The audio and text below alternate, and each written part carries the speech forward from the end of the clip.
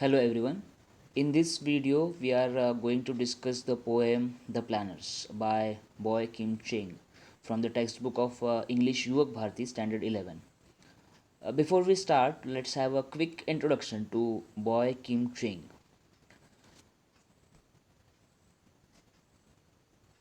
Born in 1965, Cheng is a Singapore born Australian poet. The interesting fact about Cheng is he is of Chinese descent. In a sense, we can call him multicultural poet. In 1990s, Boy emerged as one of the most promising poets. He has published four collections of poetry. In 1996, he received the National Arts Council Young Artist Award for his artistic achievements. He also worked as a professor for 13 years at the University of Newcastle, Australia. He is also the co-editor of the anthology Contemporary Asian Australian Poets, published in 2014. His works are highly regarded by both the academic and writing communities in Singapore. Now, let us read and discuss the poem. The first stanza: they plan, they build, all spaces are greeded, filled with permutations of possibilities. The buildings are in alignment with the roads which meet at desired points, linked by bridges. All hang in the grace of mathematics. They build and will not stop. Even the sea draws back and the skies surrender.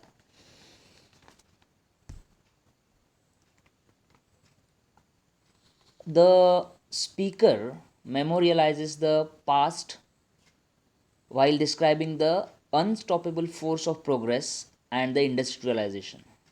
In the first stanza, we absolutely miss the human touch. Everything is perfect, no single error. Everything is mechanical in the grace of mathematics. The force of the technology is so powerful that even the sea draws back and skies surrender.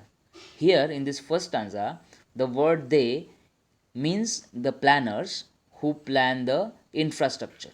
And the one more word is there, which is permutation. It means a variation in the order of a set of things. Now let us turn to the second stanza.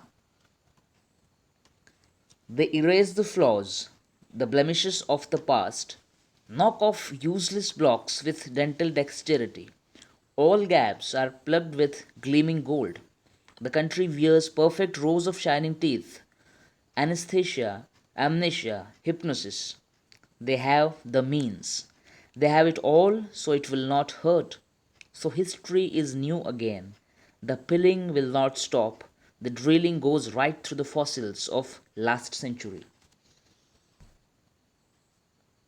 In the second stanza, the poet tells us how the planners erase the history and its blemishes, which means a mark of fault spoiling something which is otherwise beautiful.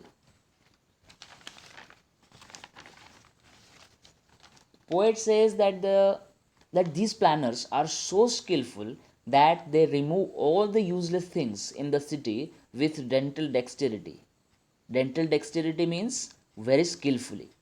The second stanza mainly deals with erasing the memories of past and rewriting the history.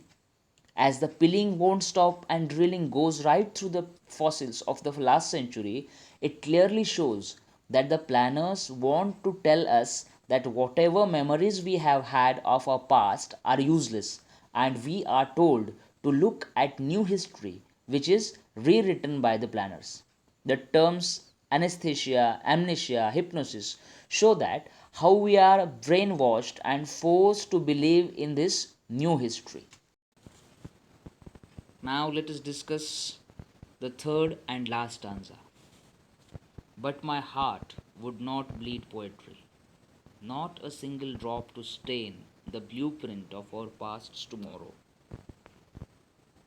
In the last stanza, the speaker becomes first person and says that he has no feelings for this harsh development. He lacks emotions and says that he is unable to write poetry as the emotions are the blood of poetry, and this new age of development absolutely lacks the emotions. So he says in the end, but my heart would not bleed poetry, not a single drop to stain the blueprint of our past's tomorrow.